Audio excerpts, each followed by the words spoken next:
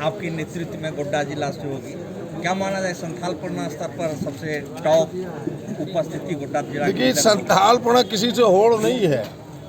यह रैली किसानों के पक्ष में है और मैं कह सकता हूं कि यह रैली देश को एक संदेश दे जाएगा कि झारखंड के किसान अब जग चुके हैं।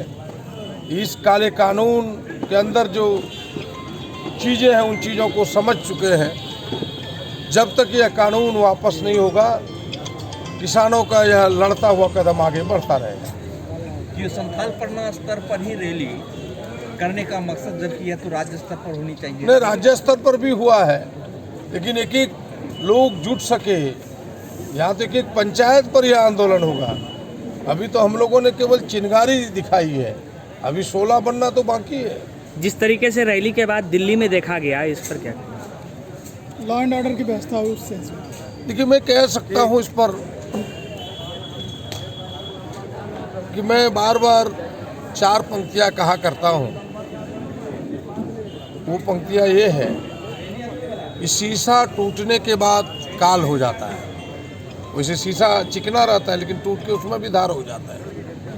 शीशा टूटने के बाद काल हो जाता है, कोयला जलने के बाद लाल हो जाता है।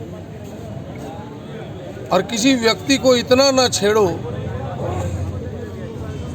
वो बेचारा चिंगारी से कहीं 16 में बदल जाए। तो ये कहानी वही हो गई कि भाई आप 2 महीने से कोई आंदोलन कर रहा है, आप उसकी बातों को अनसुनी कर रहे हैं, तो कुछ उसमें गुस्से लोग थे। लेकिन जो बातें सामने आ रही है कि यह भी प्रायोजित था और जितना दोषी उत्पाद मचाने वाले लोग नहीं है, कहीं उससे दोषी मैं सरकार को मानता हूं कि सरकार ने उनकी चीज़ों को समझने का प्रयास नहीं किया। अगर इस आंदोलन को पहले ही समाप्त कर देती सरकार तो उन्हें दिल्ली कूच ही नहीं करना पड़ता। अब भी सरकार जगह उनकी बातों को सुने। ठीक है, उपद्रव करना आंदोलन का पार्ट नहीं हो सकता, इसे कोई जायज़ नहीं ठहरा सकता, हम हों चाहे कोई भी हो। लेकिन लोकतांत्रिक तरीके से यह आंदोलन जारी रहना चाहिए। हम सब इस आंदोलन का समर्थन करते हैं।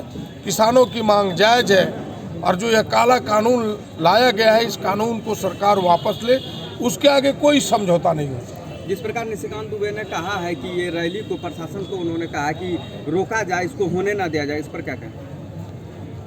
देखिए, उनकी अपनी सोच है, उस बेचारे को तो कुछ मतलब है नहीं इन चीज़ों से, किसान से, खेती से।